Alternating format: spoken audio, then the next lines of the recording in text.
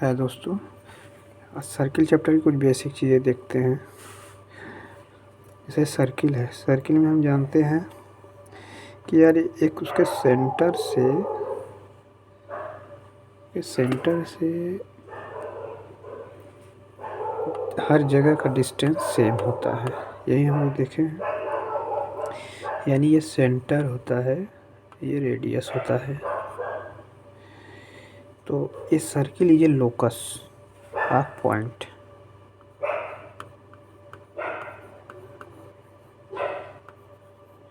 ये locus of point, circle ये locus of point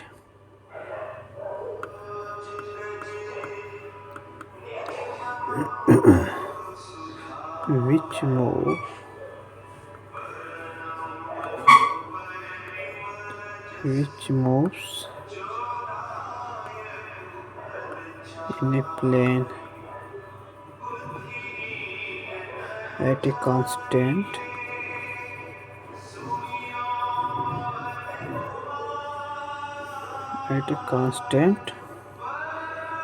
from fixed point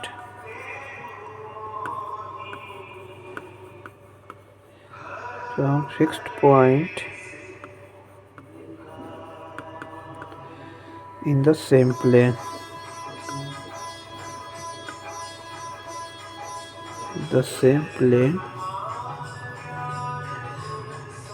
This constant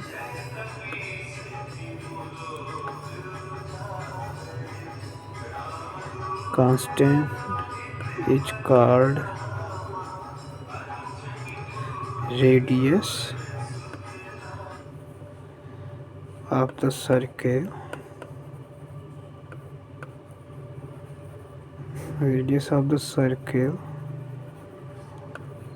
And the fixed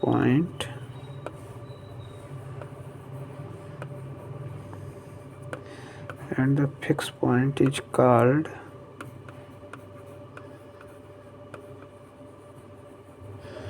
center of the circle.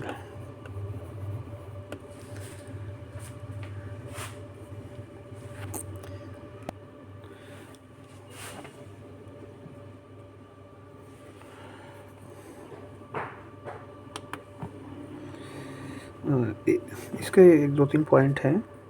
If the radius of the circle is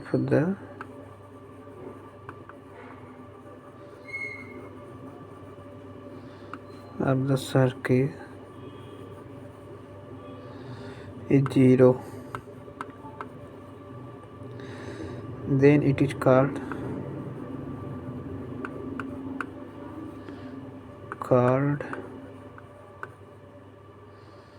point circle.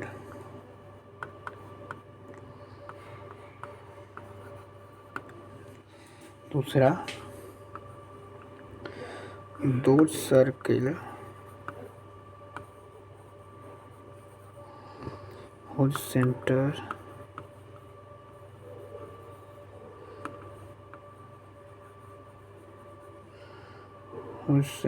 are same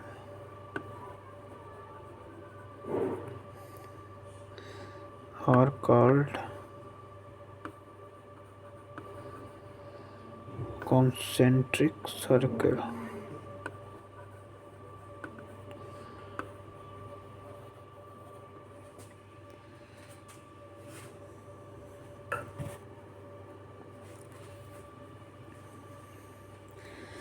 General equation of the circle.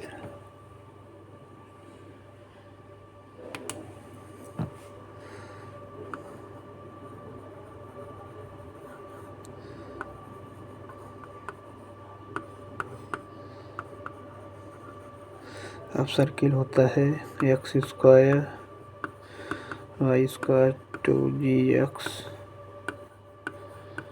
2fy plus c। इसका centre निकालते हैं। इस 1/2 coefficient of x,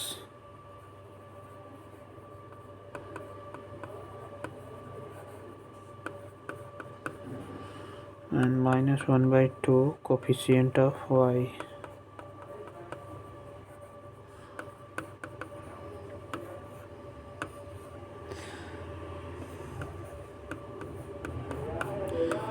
ये है centre.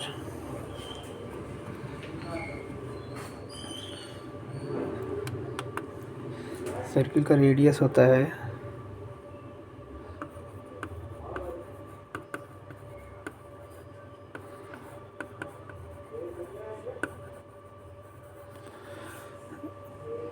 r बराबर g² f² - c।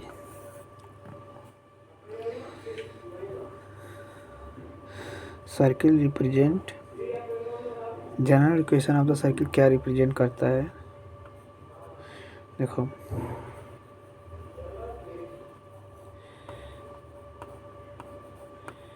Son of circle में यदि यार रियल सर्किल होगा g² f² - c greater than 0 होगा तो ये रियल सर्किल होगा। क्या होगा? Real circle.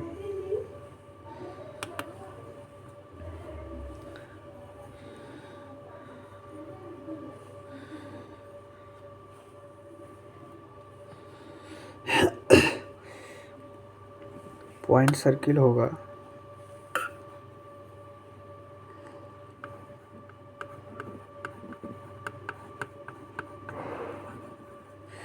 if g² f² - c।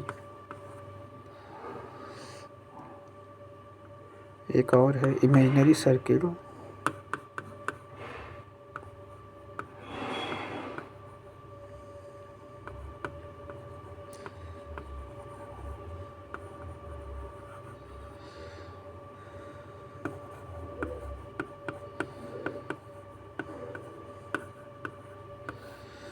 ये इमेजिनरी सर्किल है।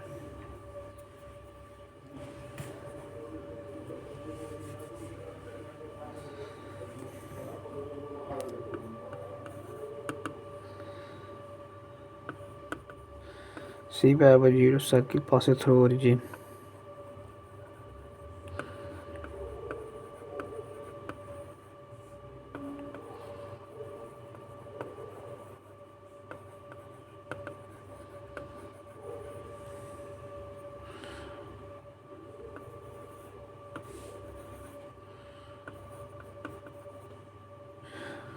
F बराबर 0 centre is on x axis.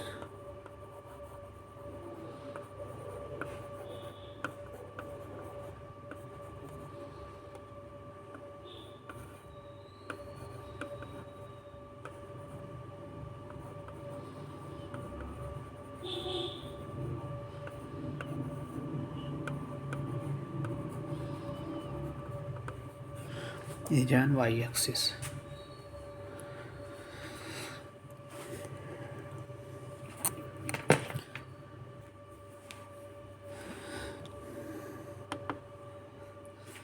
मान लीजिए एक क्वेश्चन है, इफ द सर्किल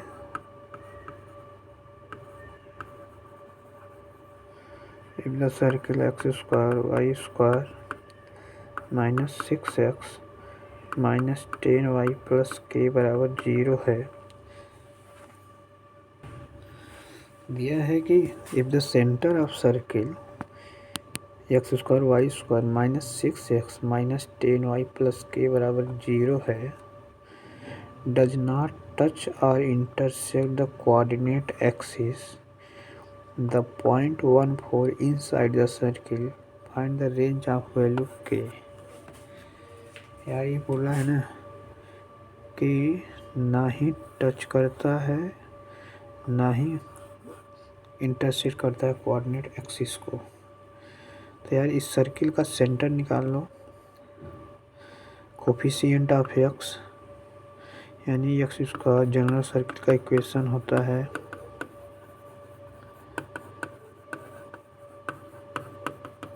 ये होता है, तो x का कोफिशिएंट इससे करोगे y का कोफिशिएंट इससे, तो 2gx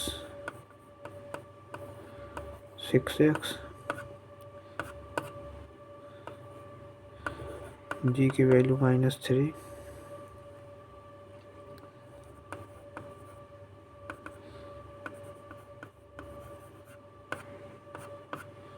और f की वैल्यू -5। तो सेंटर जब भी हम लिखते हैं वो -g -f लिखते हैं, तो ये 3 5 हो जाएगा।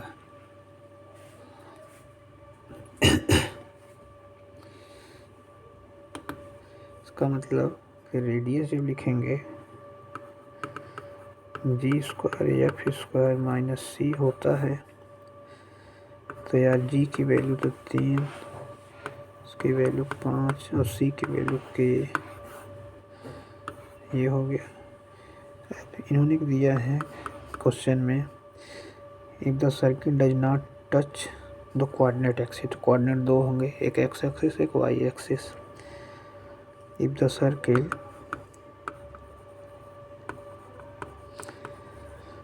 डज नॉट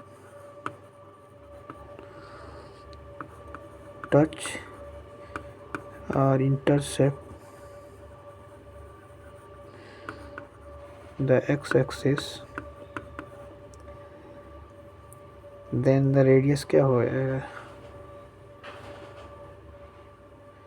जिस कंडीशन में रेडियस हो जाएगा, देन रेडियस जो होगा ना is less than y, coordinate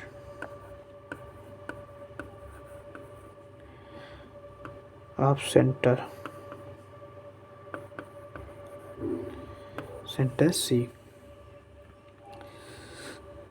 तो यार इस कंडीशन में अगर हम इस सर्किल बनाए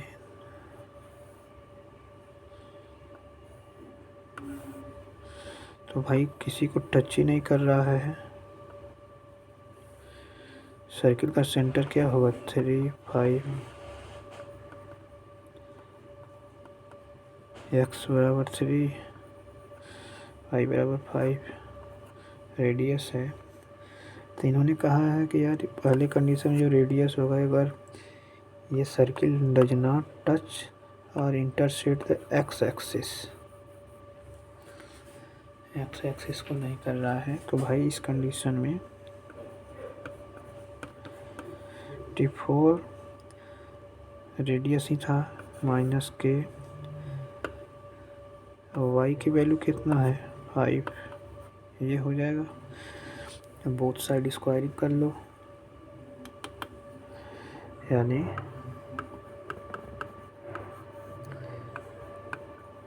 ये हुआ, बोथ साइड स्क्वायरिंग करोगे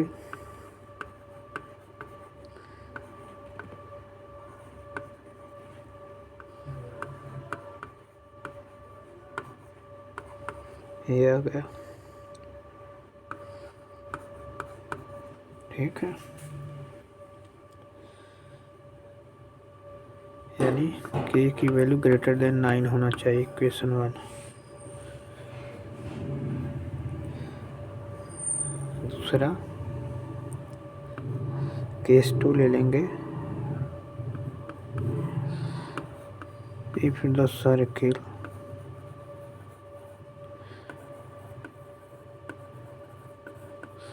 does not touch y-axis,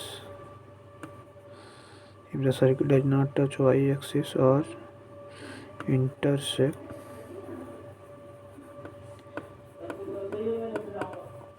x-axis, then radius क्या हुआ,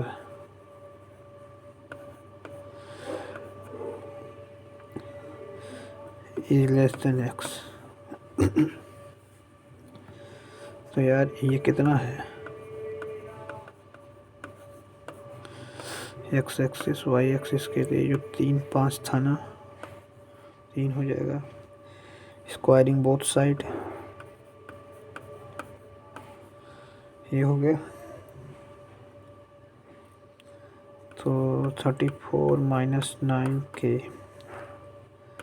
ये कितना हो गया 25 k, यानी k की वैल्यू ग्रेटर देन 25 आ गया, केस 2 की वैल्यू।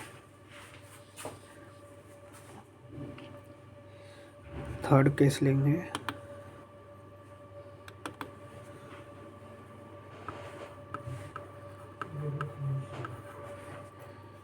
If the point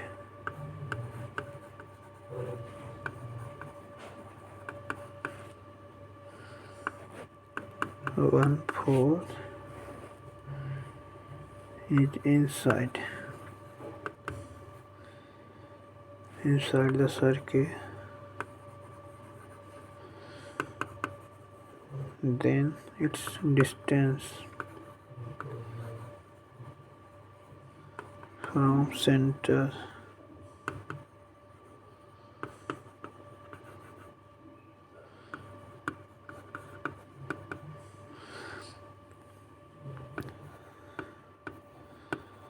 -4, क्योंकि सेंटर 1 4 है और हमारा ये आया है 3 और 5 रेडियस, तो इनके बीच का डिस्टेंस निकाल देंगे। और रेडियस कितना है 34 - k।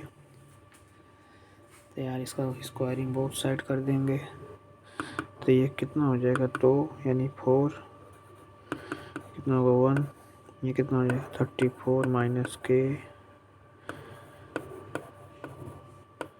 यही होगा। तो अब ऐसा देखो, k को इधर ले जाओ,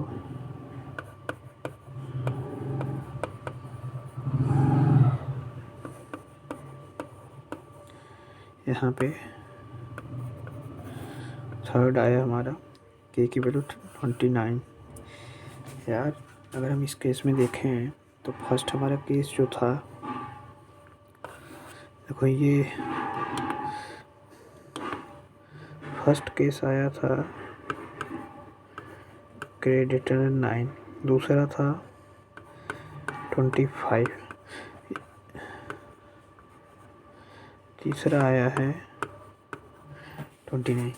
यानी यार अगर k की वैल्यू जो है अगर 9 से ज़्यादा है और 25 से भी ज़्यादा है, इसका मतलब k की वैल्यू देखो 29 से कम है, तो एक वैल्यू ये हो जाएगी, क्योंकि ऑलरेडी बड़ी यहाँ पे k का जो रेंज हो जाएगा यहाँ तो 29 है और इसमें भी ये लीड कर जाएगा। यही कंडीशन होगी इनइक्वालिटी की।